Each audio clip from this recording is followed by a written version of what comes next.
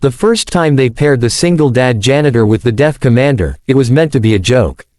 The base had a way of chewing up anyone who didn't fit the mold. Staff Sergeant Marcus Hale didn't wear pressed blues or polished metals. He wore a faded custodial uniform with his name stitched crooked over his heart.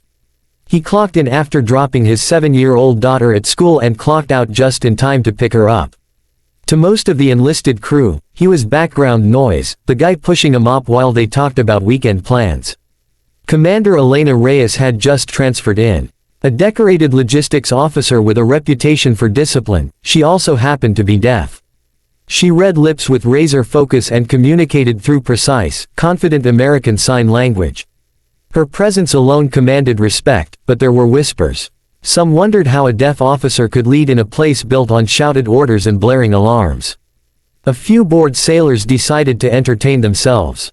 During a large briefing in the hangar, they, accidentally, reassigned Marcus to assist the commander with equipment setup. They figured it would be awkward. The janitor who barely spoke and the deaf commander in charge of hundreds, it sounded like the start of a punchline. Marcus walked in early, pushing his cleaning cart. He noticed the projector wasn't working and the cables were tangled. He also noticed Commander Reyes standing near the front, studying the room, her sharp eyes scanning faces for cues. One of the sailors smirked. "Hey, Hale," he said loudly, exaggerating his words. "You're her assistant today." Laughter rippled. Marcus didn't laugh. He set his cart aside and walked toward the commander. He didn't hesitate. He didn't look embarrassed. He simply raised his hands and signed, smooth and natural. "Good morning, ma'am. I'm Marcus. How can I support you?" The room went silent. Commander Reyes blinked, surprised. Then her posture softened just a fraction. She signed back, "You know ASL.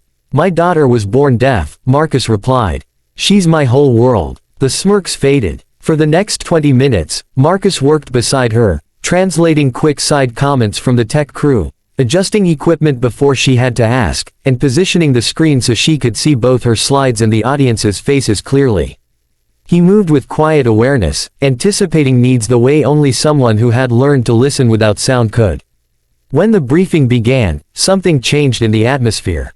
Commander Reyes spoke confidently, her voice steady though measured. Marcus stood slightly off to the side, not as a spotlight but as a bridge, voicing questions from the back rows when she couldn't see lips clearly, signing urgent updates when side conversations erupted. At one point, a junior officer muttered a sarcastic remark under his breath. Marcus caught it. He didn't translate the insult. Instead, he signed to the commander, "He has a question about supply timing." Then he looked directly at the officer, his expression calm but firm. The officer swallowed and repeated an actual question. By the end of the briefing, the hangar felt different.